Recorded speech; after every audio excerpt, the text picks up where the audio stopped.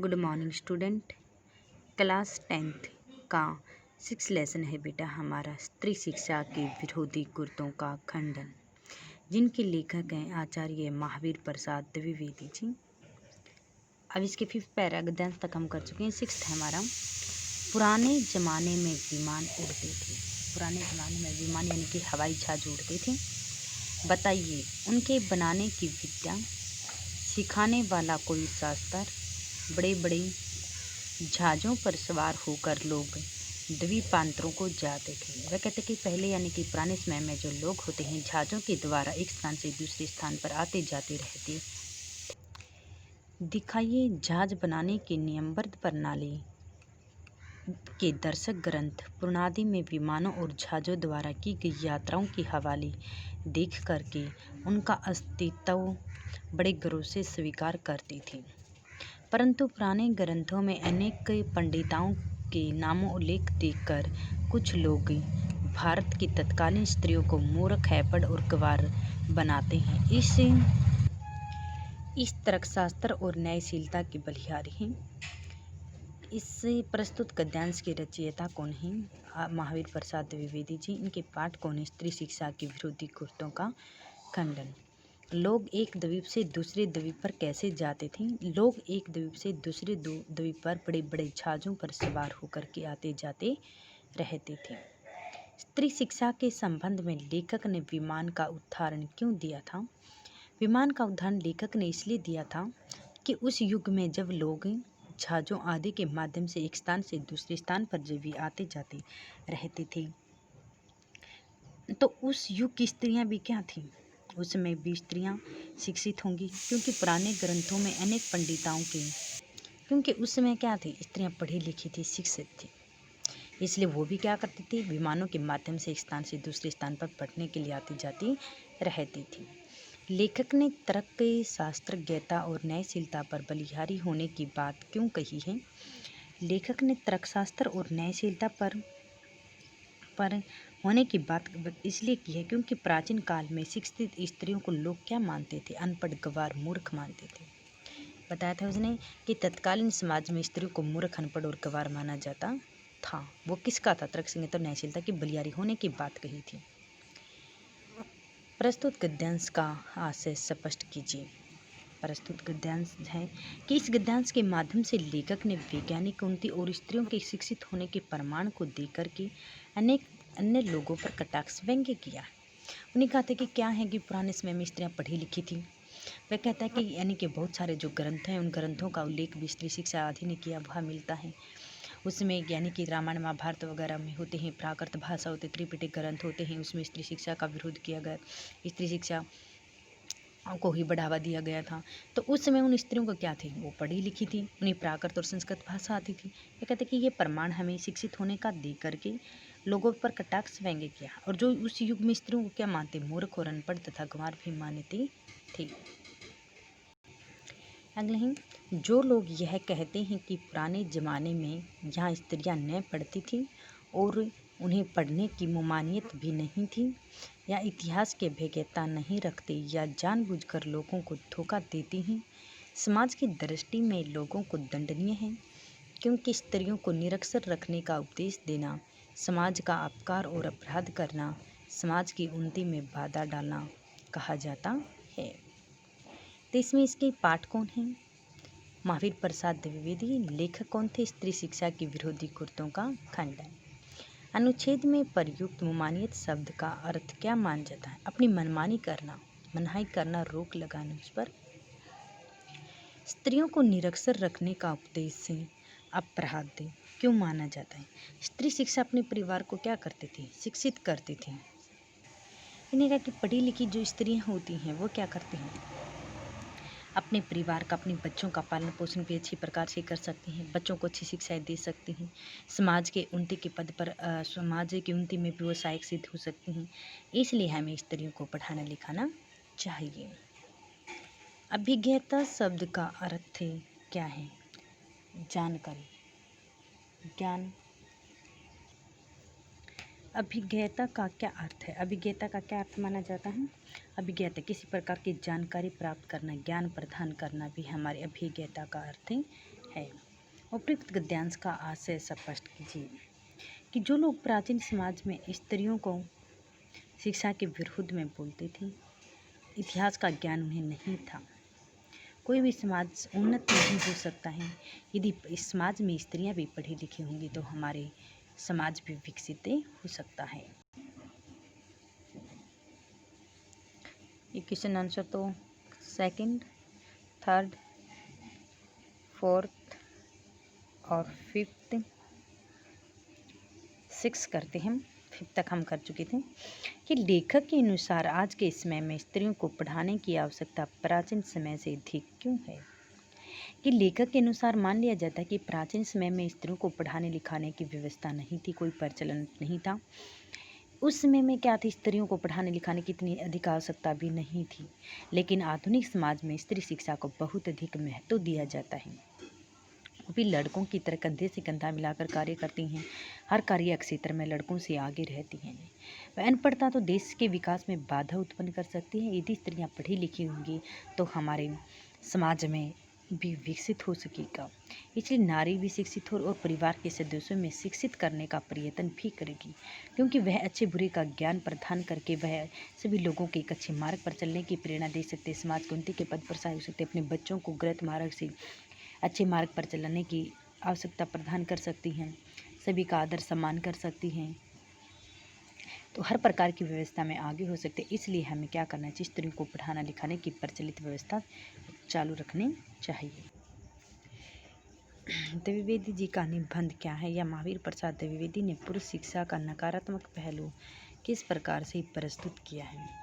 द्विवेदी जी ने अपने निबंध के माध्यम से स्त्री शिक्षा का विरोध करने वाले पर कड़ा प्रहार किया है कि जो लोग ये मानते हैं कि स्त्रियों को पढ़ाना लिखाना नहीं चाहिए, स्त्रियों को पढ़ाने लिखाने से अनर्थ होते हैं, उन पर क्या क्या उन्होंने कड़ा प्रहार किया है। स्त्री शिक्षा विरोधियों के लड़कियों को पढ़ाना अनर्थ करना है, परंतु द्विवेदी जी ने आज के समय में अपनी आवश्यकता को समझाते हुए स्त्री शिक्षा पर बल दिया था। स्त्रियों को शिक्षित करने के लिए समाज और देश के भीतर वह उज्जवल भी हो सकता है। इसी शिक्षा से व्यक्ति बिगड़ता नहीं है, बल्कि उसे अच्छे बुरे की समझ में आती है। वर्तमान शिक्षा प्रणाली में दोषें आवश्यकता है, उसे सुधारने के लिए लड़कियों को क्या की जाती थी, विशेष रूप से शिक्षा प्रदान की जाती थी। लड़कियों को पढ़ाने में कई प्रकार की समस्याओं से हमें छुटकारा मिल सकता है, क्योंकि वह अपने आप पर आत्मनिर्भर करने की प्रेरणा हो सकती है। दहेज प्रथा को फरदाद जो बुराइयां होती हैं उनको मिटाने का प्रयास कर सकती हैं। वे किसी पर निर्भर नहीं होती हैं, अपने नियमों के अनुसार पालन कर सकती हैं, अपने घर गृहस्थी और परिवार में बच्चों का, समाज में बिगड़ने वाली परंपराओं का हर प्रकार का त्याग कर सकते, हर प्रकार की परंपराओं को वह अच्छी प्रकार से समझ सकती है। इसलिए स्त्री शिक्षाओं को हमें पढ़ाना लिखाना चाहिए। पुराने नियमों और रूढ़ियों और परंपराओं को तोड़ना कब और क्यों आवश्यक माना जाता है। कि आज का युग आधुनिक समाज में हम 21वीं सदी की ओर चलता आ रहा है। पुराने समय में रूढ़ियों, परंपराओं, व्यक्तिवाद समाज सभी के लिए क्या कर सकता है, यह हानिकारक भी सिद्ध हो सकता है। और पुराने समय में हमारी रूढ़िवादी जो परंपराएं होती हैं, उन रूढ़िवादी परंपराओं का पालन करना हमारे लिए घातक सिद्ध भी हो सकता है। इसलिए हमें अपने अच्छे प्रकार से विकसित करने के लिए, विकास राह पर चलने के लिए हर प्रकार के नियमों का त्याग करके अपने समय के साथ चलने वाली नियमों, रूढ़ियों को तोड़ना चाहिए। स्त्रियों के पढ़ने लिखने से अनर्थ नहीं होता है। कैसे कि शिक्षा पढ़ने लिखने का अनर्थ नहीं होता है। स्त्री शिक्षा का अनर्थ कोई संबंध नहीं है कि सभी व्यक्ति क्या कहते हैं कि शिक्षा दी स्त्री पढ़ी लिखी होती हैं, वह घर का गृह सुख नाश के लिए आवश्यक माना जाता है। क्यों माना जाता है? क्योंकि उसमें क्या सोचती हैं कि वह घर का काम काज नहीं करेगी, अपने बड़ों का आदर सम्मान नहीं करेगी, इसलिए वे अनर्थ मानते हैं। लेकिन ये चीज़ें हमें शिक्षा नहीं सिखाती, अनुशासन। लेकिन शिक्षा तो हमें हर प्रकार के अच्छे कार्य, अच्छे मार्ग से कुमार्ग से सत्मार्ग की ओर चलना सिखाती हैं, अच्छे बुरे का ज्ञान प्रदान करवाती हैं। इसलिए हमें स्त्रियों को पढ़ाने से अनर्थ नहीं होते हैं, बल्कि हमारे समाज में उन्नति होती है। शिक्षा के कारण तो कोई भी अनर्थ नहीं हुआ है, ऐसे कोई भी उदाहरण ढूंढने तक भी नहीं मिल सकते। आज तक तो हमें ऐसा कोई भी प्रमाण नहीं मिला है कि स्त्रियों को पढ़ाने लिखाने से हर प्रकार के अनर्थ होते हैं, ऐसा कुछ नहीं होता है। लेखक के अनुसार कैसे दंड के योग्य हैं। कि ऐसे लोग जो समाज को गुमराह करने के लिए इतिहास में ऐसे ऐसे उदाहरण प्रस्तुत करते हैं कि वे सभी लोगों के मन में हर प्रकार के संशय भरते रहते हैं, लोगों को दंड के योग्य बनाते हैं, अशिक्षित रखना चाहते हैं और केवल व्यक्तिगत संकुचित सोच के कारण ही समाज में हर प्रकार की बाधा रुकावट डाल सकते हैं। लेखक ने शिक्षा को एक व्यापक शब्द क्यों कहा है? लेखक ने शिक्षा को व्यापक शब्द की इसलिए कहा क्योंकि शिक्षा के माध्यम से ही हम लिखना सीखते हैं, समझना सीखते हैं। इसमें हमारे अन्य प्रकार के जो विषय होते हैं वे विषय आते हैं शिक्षा शब्द में। हमारी किताबें होते हैं, स्कूल कॉलेज आदि की शिक्षा के पात्र होते हैं, सभी प्रकार के विषय होते हैं। हिंदी, अंग्रेजी, मराठी आदि प्रकार की भाषाओं का ज्ञान भी हमें प्राप्त हो सकता है। तो लेखक इसको व्यापक शब्द माना जाता है जिससे हम हर प्रकार की चीज़ें सीख सकते हैं। देश की शिक्षा प्रणाली के विषय में लेखक के क्या विचार माने जाते हैं? कि लेखक वर्तमान समय में भारतीय शिक्षा प्रणाली से संतुष्ट नहीं माना जाता है। उसके अनुसार स्त्री शिक्षा के विरोध को अलग होनी चाहिए। उनकी योग्यता के आधार पर हमें हर प्रकार के विषयों का चयन करना चाहिए, उनका संशोधन करना चाहिए और ये शिक्षा प्रणाली हमारे लिए दोषपूर्ण भी सिद्ध हो सकती है, बदलना चाहिए, ऐसा लेखक का मानना है। लेखक ने ऋषि पत्नियों के माध्यम से क्या कहा था? कि लेखक ने उन विदुषी ऋषि पत्नियों की चर्चा की थी जो वेदांतवादी हैं और संस्कृत भाषा की उन्हें पूर्ण जानकारी भी है। हर प्रकार के संस्कृत भाषा विवाद भी देखने को मिलते हैं। हमारी भाषा हमारी संस्कृत नहीं थी, हमें संस्कृत प्राकृतिक आदि भाषाओं का भी ज्ञान कहा जा सकता है। स्त्री शिक्षा के विरुद्ध कुर्तों का खंडन किसकी रचना? आचार्य महावीर प्रसाद द्विवेदी की। लेखक स्त्री शिक्षा के विरुद्ध को क्या मानते हैं? एक शोक मानते हैं। कैसे लोग स्त्री शिक्षा का विरोध करने पर डटे हुए हैं? जिन्होंने स्कूल कॉलेजों में शिक्षा प्राप्त की है उन पर डटे हुए। जिस भाषा में शकुंतला ने श्लोक रचा था वह किसकी भाषा थी? वह अपढ़ों की भाषा थी। धार्मिकों को धर्म तत्व समझाने वाले कुछ लोग किसका विरोध करते हैं? नारी शिक्षा का, कि स्त्रियों को शिक्षा प्रदान नहीं करवानी। स्त्री शिक्षा के विरोधी लोग स्त्रियों को शिक्षित करने में किसका नाश मानते हैं? परिवार, शहर, समाज या कस्बे, किसका मानते हुए? यानी कि परिवार का नाश मानते हैं। किस बात से पता चलता है कि शकुंतला कम पढ़ी लिखी थी? वह एक छोटा सा श्लोक भी ठीक से नहीं पढ़ सकी थी, इसलिए वह मानी जाती कि अनपढ़ थी।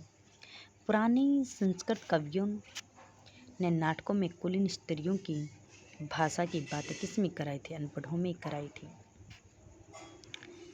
बौद्धों और जैनों के समय कौन सी भाषा प्रचलित मानी जाती है? प्राकृत भाषा प्रचलित मानी जाती थी। बौद्धों और जैनों ने कितने ग्रंथों की रचना की थी? कितने ग्रंथों की रचना की थी उन्होंने? हजारों ग्रंथों की उन्होंने रचना की थी। किस मुनि ने प्राकृत में उपदेश दिया था? शाक्य मुनि ने दिया था।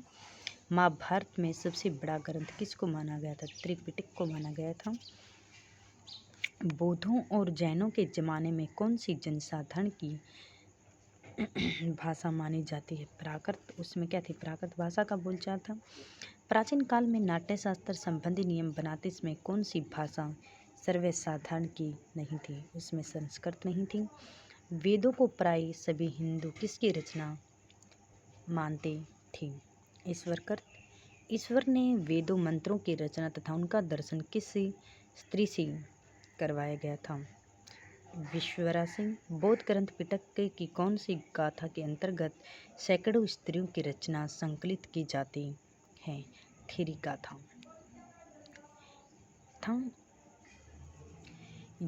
यहाँ स्त्रियां न पढ़ती थी अथवा उन्हें पढ़ने की ममानियत थी। यहाँ ममानियत का अर्थ क्या माना जाता है? रोक, मनाही, रोक।